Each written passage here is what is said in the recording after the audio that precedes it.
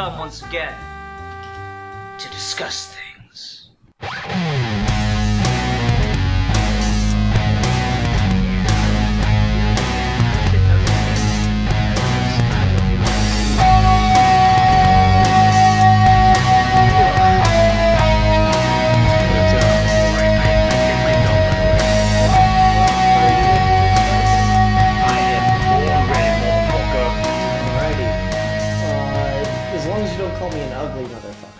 Okay, hi everyone, welcome to another episode of Geeky Gentlemen Fan Film Reviews. I am Sid Partu. Joining me today is my phone ringing at just the perfect time. Anyway, joining me today is... Gabriel Manos. Hi, folks. Hi, folks. So here we are today for a Predator and Alien fan film. This is called AVP Redemption. With a title like that, it's not hard to see why this film was made. It was made because the fan base was really waiting for an AVP film for the longest time, and then when we got it, it was not very good. I think the first AVP film is pretty dumb, kind of fun, but pretty fucking stupid. And then AVPR, I cannot possibly give my opinions on because I've never been able to watch it. Like, I've sat there and I've played the movie, but it's just all black, so I've never really been able to watch the film. So I feel like the AVP community, it's been done in the comics really well in tons of different ways for years, has really been wanting a on-screen Alien versus Predator thing, and they've never gotten anything close to what they deserve, and so there's quite an appetite for it in the fan community, and that's kind of what this film is really aiming for, to tell an AVP story that's like, God, fuck you, phone. That's like all the cool stuff that they wanted from the comics. So all that being said, Manos, what do you think of this? It was the most average thing I could have imagined. Oh, ouch. Yes. It's also a good example of why I'm not a fan of either one of these franchises anymore. I could have literally guessed everything in this movie. Actually, wait, I did. Everything I did. Every moment in this movie I kind of predicted. It's pretty much like, the Predator fights Alien, and then he fights a human, and then he fights the Queen, and then he blows himself up at the end. The end. I don't know. It's literally the least you could have done as far as the story is concerned, involving these monsters. It looks great. Anything I'm going to say positive about this is going to be full on the techniques, the filmmaking, the costuming, the CG. It all looks really good. I'm very impressed and happy with that, and as well as the pacing. But boy, that story is non-existent. Yeah, I mean, I guess I'd agree there. There's the story is more just a setting to get proper brawl going. And to be fair, there is almost like a video game boss kind of ladder in here where he gets there, he takes out a face hugger. He takes out a regular xenomorph, he takes out a pred alien, and then he takes out the Queen, and there's a human in there just because, for the trimmings. Yeah. So yeah, you're definitely not wrong as far as the story being exceptionally average. I would say that I think the filmmaker's pretty aware of that, and they really didn't care about the trying to tell some kind of big narrative plot. As a Predator fan, and as someone who does not like most of the Alien films, I'm really okay with that, because with the exception of Resurrection, which is just a dumpster fire, I feel like all the Alien films that are bad because they try way too hard to tell this really deep, interesting story, and it ultimately just comes off as pompous and unwatchable. Whereas, say what you will about any of the Predator movies, I don't think any of them are exceptionally brilliant, but I think they're all equally fun and watchable, and they are pretty much just a very basic set of circumstances. there are people that are being hunted by the predator. And sometimes we tweak things. Sometimes it's in the jungle. Sometimes it's in a city. Sometimes it's multiple predators. Sometimes it's a super predator. Like, that's really all the tweaking we've done, is just change slightly the circumstances of the hunt. Whereas with Alien, I mean, can anyone fucking describe the plot of Alien 3? Yeah. Yeah, so like I'm actually, as a fan of the Predator franchise, as someone who doesn't quite care for the majority of the Alien films, I'm actually very much okay with this decision of bare bones for the plot, just get the characters in a room together essentially and let them fight. I'm really okay with that. I don't know. I would have preferred a My Dinner with Andre type of plot with this, where it was like I gotta find that at a image. restaurant. Yeah, I gotta find that image of the Predator versus Alien where they're playing chess. Yes. Yes. Now that would have been a tweak. Yeah. That would have been a new take on these characters. I mean, there are like suits that you can buy. I imagine we could make that fan film if we really wanted to, Manos. Let's get that crowdfunding together. Let's do it. I got a pretty fancy chessboard, and I've got a fireplace. We can make this happen. Cool. We'll use it for gas money for me, and we'll go and shoot this fucker over the weekend. Nice. All right, so yeah, I will say I don't think you're wrong about the plot being really, really average. I will say I don't care. I'm totally fine with that.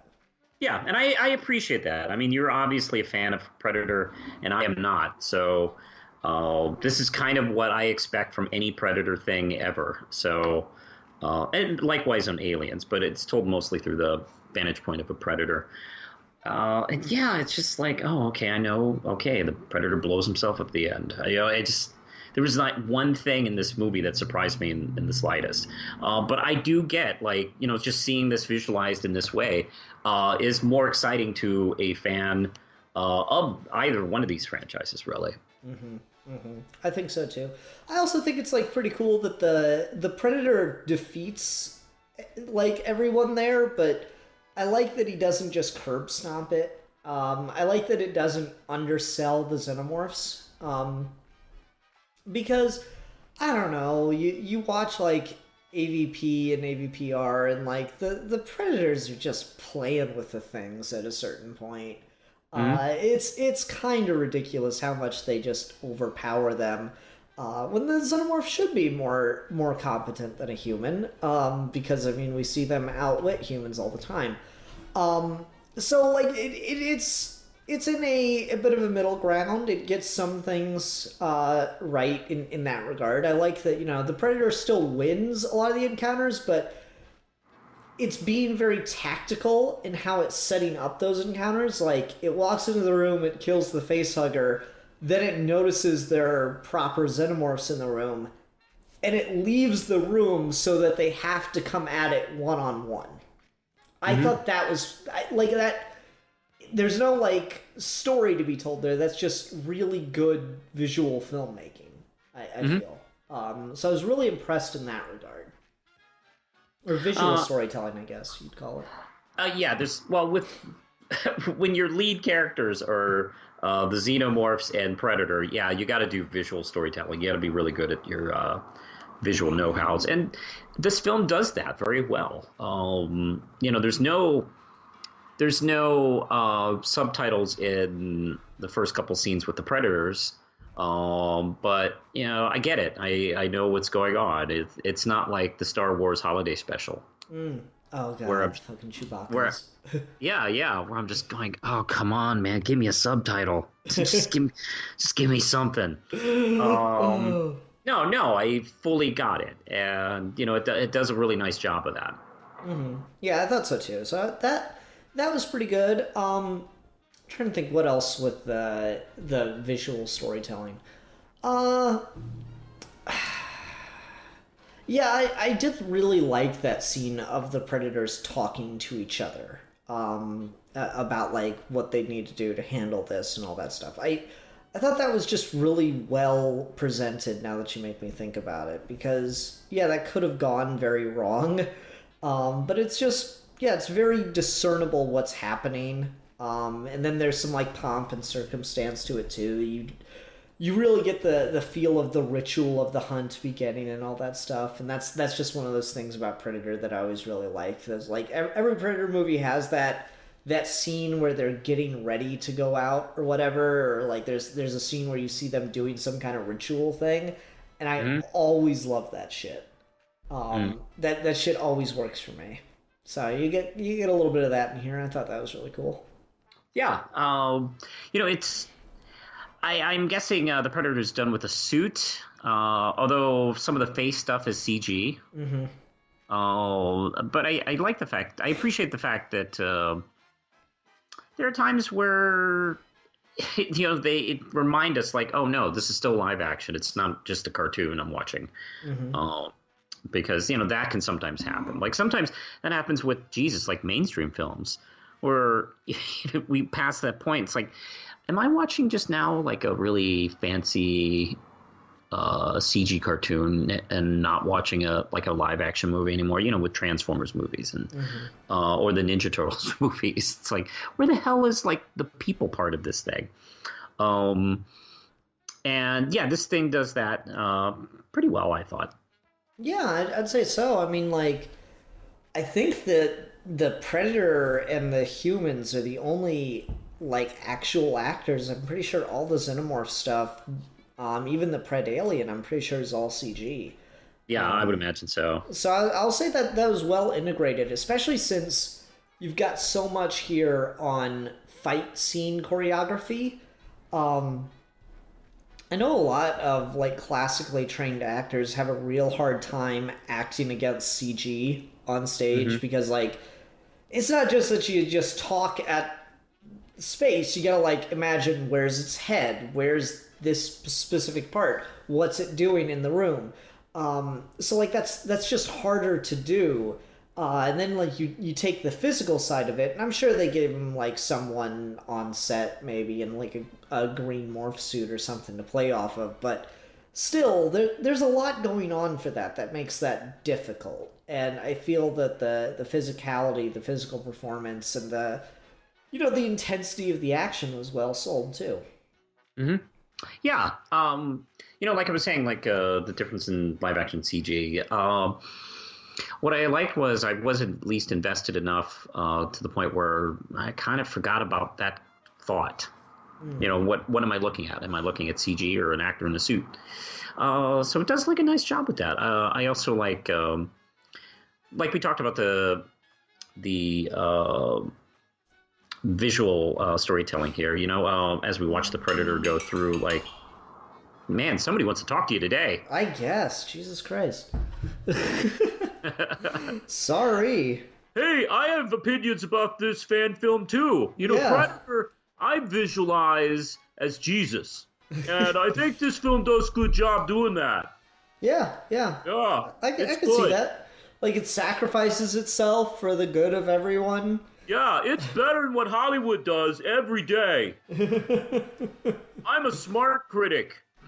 Yeah. Oh, yeah. Tell that person to call back. Anyway, you were saying, I'm sorry. Something about visual storytelling. Like, you forgot that, or you were invested enough that you didn't. Invested enough that I forgot. Sometimes I like the scene where the Predator enters, like, I guess that laboratory with all the face huggers. That was nicely done.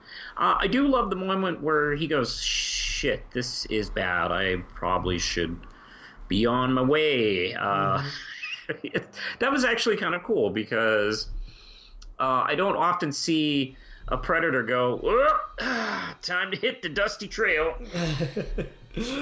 Well, time to hit the old cosmic trail. Yeah. That was kind of, I don't know. I just want to see Predators be a little more intelligent in the way they act. I mean, yeah, they're more intelligent than stupid monsters, but I don't know. Just sometimes, hey, you know what? It's fun to hunt. That's great. That's your whole thing. I get it. But look, you're trapped on a spaceship full of monsters. You don't know what the situation is. Yeah, maybe you should take a walk. Mm-hmm. Maybe you should like quietly leave. So I appreciated that. Yeah. Like I will say, I really really respected all the CGI sets and just backgrounds that they did. CG matte paintings, I guess you'd call some of them. Like Yeah. it has a real sense of depth that like typically you won't see when there's this much green screen in a fan property. I mean, even professional properties can have a hard time communicating a depth of scenery. I kind of think back to Thor Ragnarok, where like there was the trailer version of a scene that like where Loki and Thor first met Hela, and it took place in an alley, and then there's like the theatrical version, and they're like on a seaside cliff, and it looks really really flat. When you first like, I think they cleaned it up a little bit more for the DVD release, but the initial theatrical run looked really flat in comparison. And so it's hard to communicate that depth of field, and I feel that this did it, reasonably well. I think it helps a little bit that there's a lot of, dark, shadowy corridors and stuff. That always helps. Yeah, but it really did work. I was pretty impressed with that. Yeah, darkness always helps. Black and white helps. Darkness helps. I remember, like Bruce Timm and his company animated on black paper when they first started Batman the Animated Series, because it does help, kind of fill in a lot of gaps for us. I will give them also props of not using the giant robo machines. It was enough that they were there.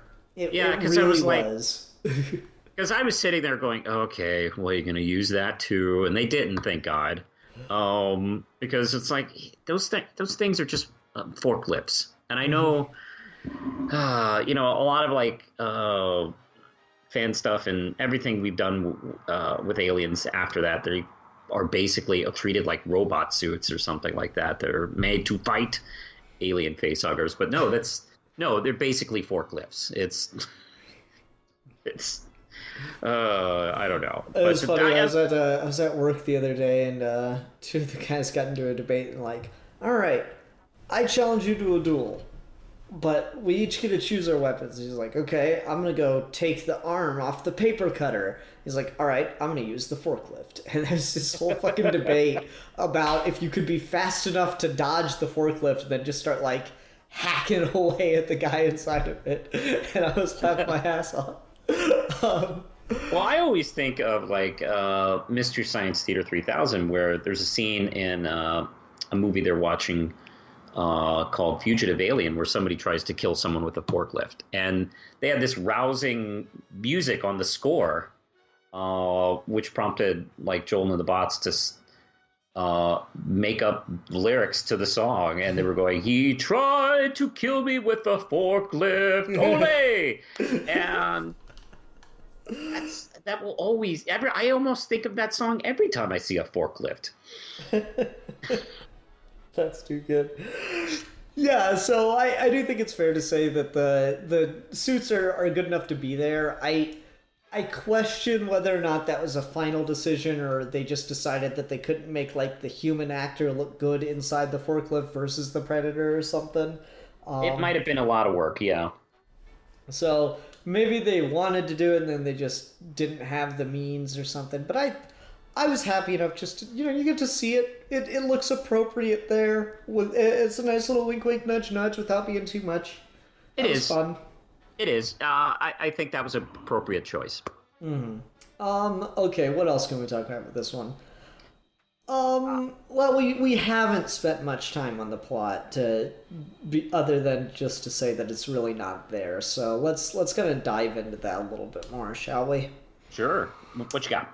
Well, okay, so as much as the the circumstances are just there to like let the monsters fight each other. I will say I thought it was reasonably believable how they got them there. Like the Weyland Yutanis are always fucking around trying to get alien corpses. It never works out for them, but they're always fucking with it. So like it kind of made it made some sense. It fit in universe that they got like a predator body, I thought. And then it's just like, oh, we don't know how it died, but it's all good. We got it now. And then fucking like, you know, chest burster pops out. That was, I don't know. I thought that was a really good conceit, if nothing else. Mm-hmm. How about you? What do you got on the plot besides just? It's like I don't know. I kind of started out with it. It's just basically paint by numbers. Get Predator here, fight. Get Predator there. It's more of an excuse really to show off what they can do technically, and you know what they do technically is very good to the point where you almost forget there's no plot. If you've never really seen any Predator stuff ever, then yeah, this is pretty. You know, this is pretty impressive. Okay, I mean that's fair. I don't know. Like I like the conceit well enough. It felt fine. Especially as a fan film, I'm really willing to give that a pass. If we were talking movie, I'd be a little harsher on it. But oh yeah, as a fan film, it's just that's all you really need is the conceit to get them together. All right, what else can we talk about? Because we need about 9 more minutes. Oh, Jesus Christ! Right. Hey, I mean, I like hey, that one actor with the human face is pretty good. Yeah. I wish maybe we had introduced him a little bit better in the.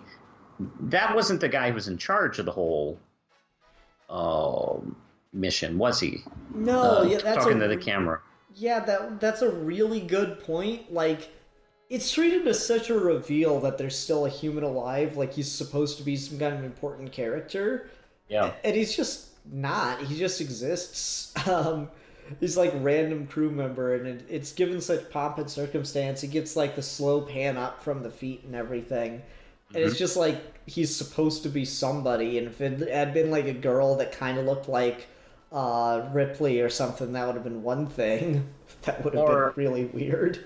Yeah, or maybe it just at least introduced the character properly in the beginning, because we didn't really get that. I mean, the only real connection I have human-wise is the guy talking to the camera who's in charge of the mission. Otherwise, like, oh, hi, human guy. Boy, you look like you've had a rough weekend. Yeah, and I mean, it's cool that he's the one who kind of, like, you know, puts the bullet in the Predator alien. And it's interesting that he and the Predator like don't have any kind of like, you know, understanding at the end. They just like attack, and he's like no fucking match for the Predator, especially after probably, I don't know, spending like a couple of days like getting the shit kicked out of him trying to fight and, you know, escape these aliens.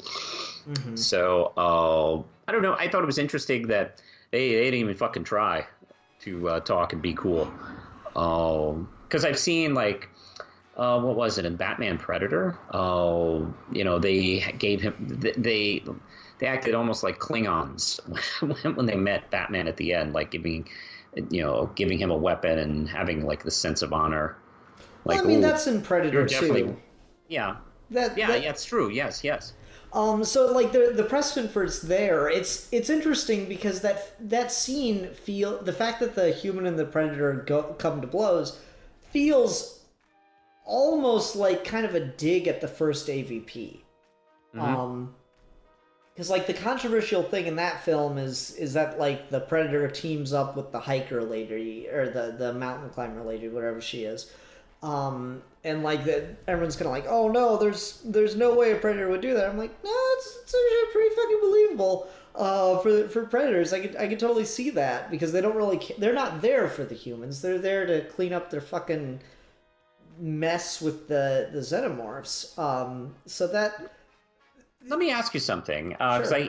I occasionally hear Predator fans discuss this idea. How do you view the Predator aliens? Because some like the idea of kind of doing them in a Klingon fashion, where they have some sort of sense of honor, and I've heard other people think maybe it's more interesting if they're just dicks. Like the Predators we see are just awful, dicky aliens that go off on a hunt. And what do you think is more interesting? I think it's both. And it's funny that you use Klingons because I think Klingons are both. I think Klingons have this whole rhetoric about this sense of duty and honor, and then it is immediately discarded the second it becomes inconvenient. Just like people. Yeah, humans. Well, I finally get it. Yeah, so it's a commentary on us. Yeah. So I watched through we are shitty people. Yeah, I watched through Next Generation, and Worf, that entire series is the most true to heart Klingon in the entire fucking Klingon Empire. But the fact of the matter is, he was raised by humans. So really, what that says is the only one who has any true Klingon honor is someone raised outside of the society, and it's kind of a commentary on feudalism. And I think the same thing is going on with Predators. They have a code of honor somewhere. They just don't care because they're dicks. It's I've always seen Predators as kind of shitty dude bros, jocks. So it's there's the sportsmanship movie where the competitors have fought really hard the entire time, but they've earned a level of respect toward each other, and so even at the end, even though one side's defeated, they shake hands and they truly respect each other. And then there's real life sports where you're in high school and you go through at the end of the game, you're good game, fuck you, good game.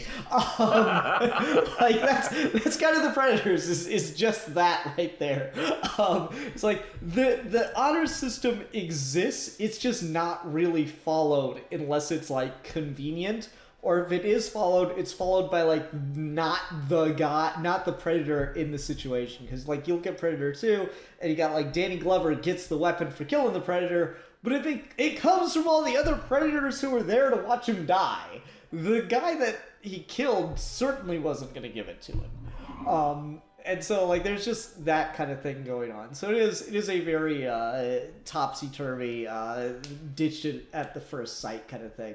And so this to wrap it back to the fan film, this scene in the fan film feels almost like a call out to that, where it's maybe a Predator would work with a human, but the human would have to prove themselves first and also not be a threat. And so the human proves himself to the Predator, but then he also makes himself out to be a threat. And so the Predator's okay, no, I'm not having this. So I don't know. I was reasonably okay with that. I thought it worked within the circumstances. Okay, yeah. That makes sense. Yeah, that's kind of where I was. All right, so Klingons and Predators. Gonna say yet again, they would get along fantastically.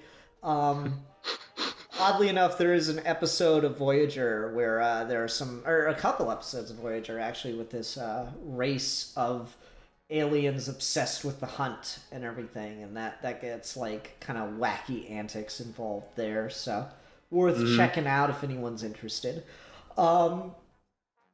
Anyway, I think we're good. I think we can wrap up. Go ahead and go on to ratings. What will you rate this fan film, Manos? Okay, I guess I'm coming from it not being a Predator or Alien fan. So I did, even though I did find the plot nearly non-existent and kind of just served the functions of the storytelling and the filmmaking and the special effects. Hey, that part did deliver very well. So, you can kind of forgive that in a way. I think it's very well paced. It looks great. Some visual shots are excellent. So, on some of these, I'm going to be half and half. So I'm probably going to give this I'm going to give this probably 3 nameless human characters out of 5. Okay, all right. And see, I'm a little bit higher than that, but not much. So I'm going to give it 3.5 out of 5 Predaliens. Because the Predalien design changes up quite a lot, and I kind of love every version of it, oddly enough. Mainly because I like the idea that the Xenomorphs only, take in what makes them stronger. Yes. Yeah, I just love that idea. Anyway, all right, Manos, what are we going to be talking about next time? Okay, it's my turn again. So I decided to pick something I've been trying to find for this channel for the fan film reviews, and I finally settled on something. It's The Smothering, a Steven Universe fan episode. Oh, cool. This is interesting because it takes the premise of the show and changes it a bit. It changes the 3 hero characters that raise Steven and put it in a world where it's the 3 main villains of the first couple of seasons in their place. And see how those characters would get along. Okay. Neat. All right, Yes. everyone. Thanks very much for watching. Hope to see you next time. Until then, I'm the Philosopher. And I'm the realist. And we are your geeky gentlemen. And we will be discussing things.